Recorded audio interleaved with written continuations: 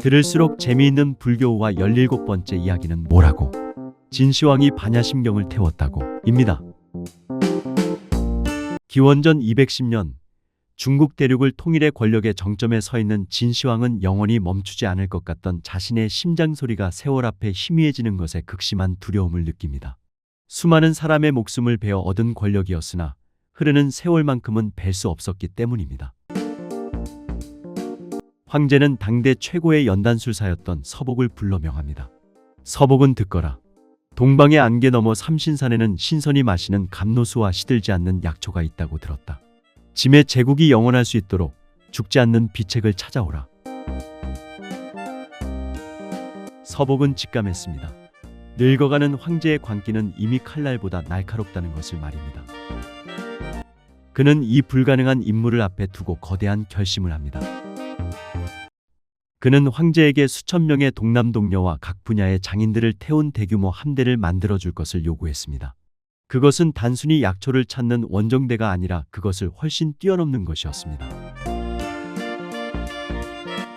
서복의 함대가 거친 파도를 뚫고 도달한 곳은 대지의 뜨거운 기운을 간직한 섬, 한반도 남부의 제주였습니다.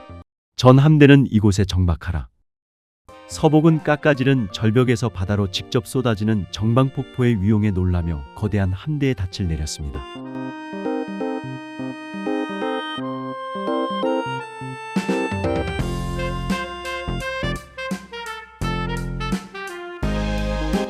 서복은 즉시 영주산의 바위 틈을 샅샅이 훑으며 검게 익은 시로미 열매를 채취하고 고목의 뿌리에서 단단하게 자란 영지버섯을 거두었습니다. 화로의 불길은 몇 달째 꺼지지 않았고 구리소 탄에서는 수은과 유황 그리고 갖은 약초들이 끓어올랐습니다. 하지만 수백 번의 정년 끝에 솥바닥에 남은 것은 신비로운 선약이 아닌 검게 타버린 찌꺼기와 코를 찌르는 쓰디쓴 지백뿐이었습니다. 자욱한 연기 속에서 붉게 충혈된 눈으로 솥탄을 들여다보던 서복은 허탈하게 주저앉았습니다. 형체 있는 물질을 태우고 녹인들 어찌 형체 없는 생명의 근원을 바꿀 수 있단 말인가. 불로장생의 비법을 찾지 못했다는 공포와 연단술의 한계에 부딪힌 회의감이 서복의 어깨를 무겁게 짓눌렀습니다. 바로 그때 저쪽에서 5살 남짓한 동자가 종종걸음으로 다가오더니 이렇게 말하는 것입니다.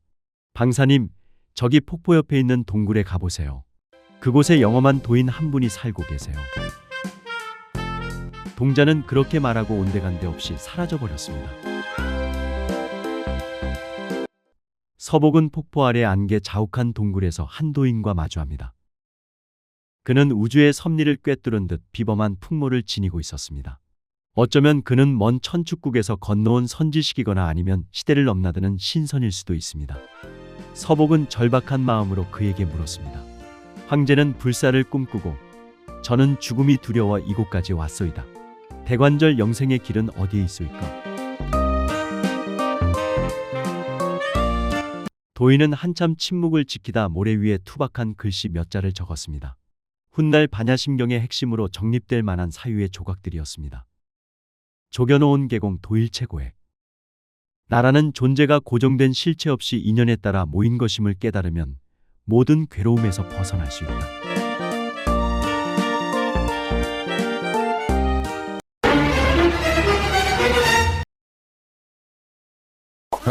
그 순간 서복은 짙은 안개를 뚫고 비치는 강렬한 햇살을 마주한 듯 눈이 번쩍 뜨였습니다. 황제가 탐낸 불로초는 육신이라는 감옥을 영원히 유지하려는 가장 거대한 집착이란 생각이 들었습니다. 도인이 다시 모래 위에 글씨를 썼습니다. 무가해고 무유공포. 그리고 이렇게 말합니다.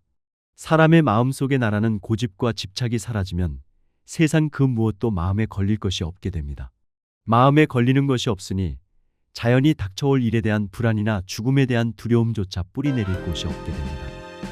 그 순간 서복의 마음속에 있던 황제의 서슬 퍼런 명령은 한낱 구름처럼 흩어졌습니다.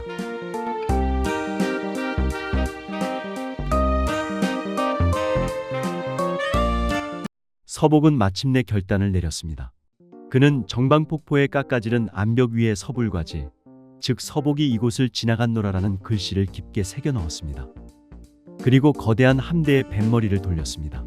그들이 향한 곳은 진나라 함양이 있는 서쪽이 아닌 미지의 빛이 머무는 더 먼 동쪽의 바다였습니다. 다만 그는 작은 배 한 척에 정방폭포의 차가운 물 한 사발과 원리전도 몽상, 즉 뒤바뀐 헛된 생각을 멀리 떠나라라고 적힌 나무 팻말을 실어 함양으로 보냈습니다. 그것은 황제에게 보내는 마지막 경고이자 구원의 메시지였습니다. 그러나 안타깝게도 황제는 그 뜻을 이해하지 못했습니다. 뭔 개소리야! 함양에 도착한 빈배를 본 황제는 지체 없이 문제의 나무 조각을 불살라버립니다. 그리고 이렇게 소리칩니다. 사기꾼 서복을 당장 잡아들여라. 그자의 목을 가져오는 자에게는 10,000금을 내리겠노라. 서복이 이끄는 함대가 안개를 헤치고 닿은 곳은 일본 남부의 조그만 해안이었습니다. 당시 그곳 원주민들은 거친 돌을 갈아 짐승을 잡던 석기시대의 끝자락에 머물러 있었습니다. 갑옷을 입은 군사와 화려한 비단옷을 입은 서복 일행의 등장은 그들에게 마치 하늘에서 내려온 신들의 강림과도 같았습니다.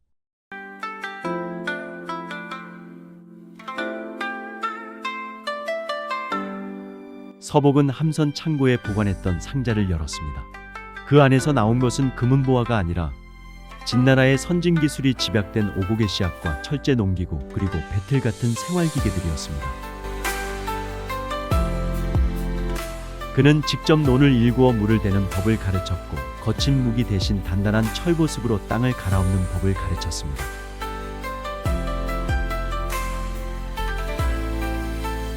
이것이 바로 일본 역사의 거대한 전환점이 된 사건입니다.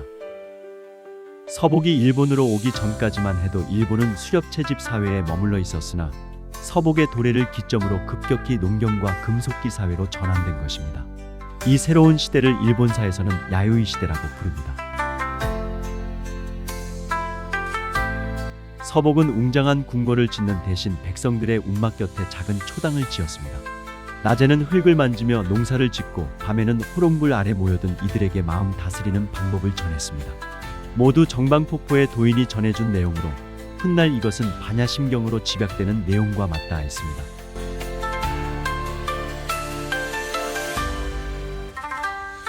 서복은 가르쳤습니다.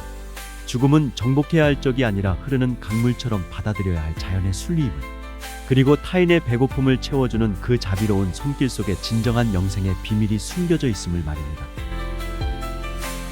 이 이야기는 사마천의 사기에 기록된 서복의 동방항로 설화와 제주 정방폭포의 전설, 그리고 서복이 일본의 농경과 철기 문명을 전했다는 서복도래설을 바탕으로 합니다.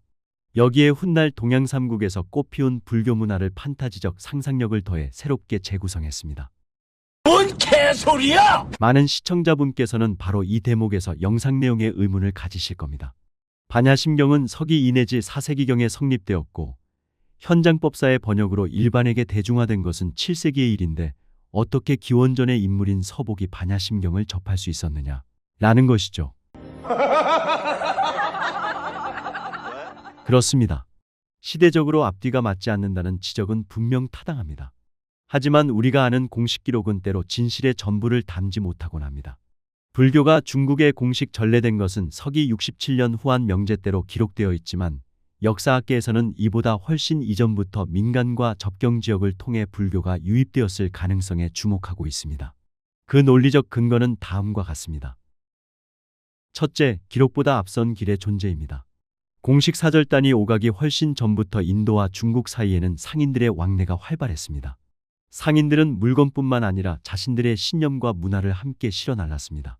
인도 남부에서 출발한 바닷길이 동남아를 거쳐 중국 남부, 나아가 제주와 한반도 남부까지 직접 이어졌을 가능성은 충분합니다.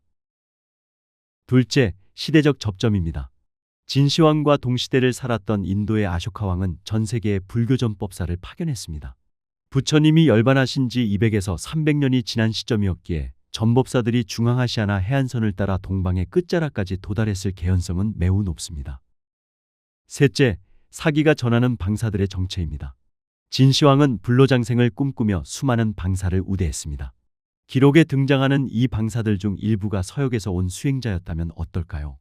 서복이 제주에서 마주한 도인이 사실은 아쇼카 왕이 보낸 전법사였거나 혹은 시공을 초월해 활동하는 부처님의 화신일 수 있다는 설정은 이러한 배경 위에서 설득력을 갖게 됩니다.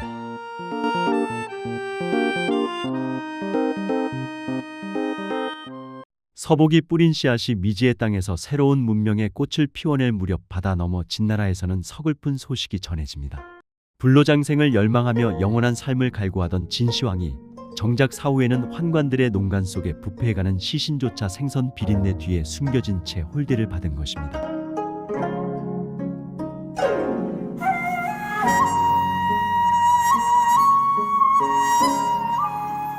천하를 제패하고 대륙의 뼈대를 만리장성으로 둘렀던 그 거대한 권력조차 세월이라는 무심한 파도 앞에서는 한낱 모래성에 불과했습니다. 진시황의 이 비극적인 몰락은 동시대를 살았던 인도의 아쇼카 왕과 극명한 대조를 이룹니다. 아쇼카 왕 역시 인도 대륙을 최초로 통일한 무자비한 정복자였으나 그는 생애 한 지점에서 칼을 내려놓고 석가모니의 가르침에 귀의했습니다. 피로 얼룩진 정복의 역사 대신 자비와 평화의 길을 택했던 그는 집착의 노예가 되어 쓰러진 진시황과 달리 고요하고 평온한 임종을 맞이했습니다.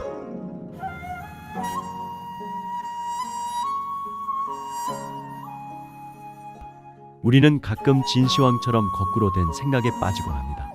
영원하지 않은 돈, 명예, 젊음에 매달리며 그것이 나를 행복하게 해줄 것이라 믿습니다. 하지만 반야심경은 충고합니다. 그 집착에 손을 놓을 때 비로소 걸림없는 마음이 찾아온다고 말입니다.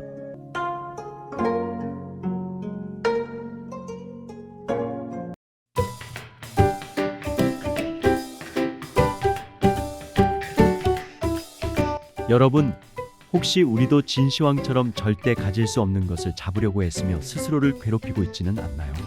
남보다 더 많이 가져야 한다는 마음, 영원히 젊고 예뻐야 한다는 강박, 지나간 과거에 매달리는 미련, 이 모든 것들이 우리를 힘들게 하는 현대판 불로초입니다. 진정으로 가치 있는 삶은 죽지 않는 몸을 갖는 것이 아니라 오늘 하루 내 곁에 있는 사람들에게 따뜻한 말 한마디를 건네고 내가 가진 것을 조금이라도 나누는 것에 있습니다.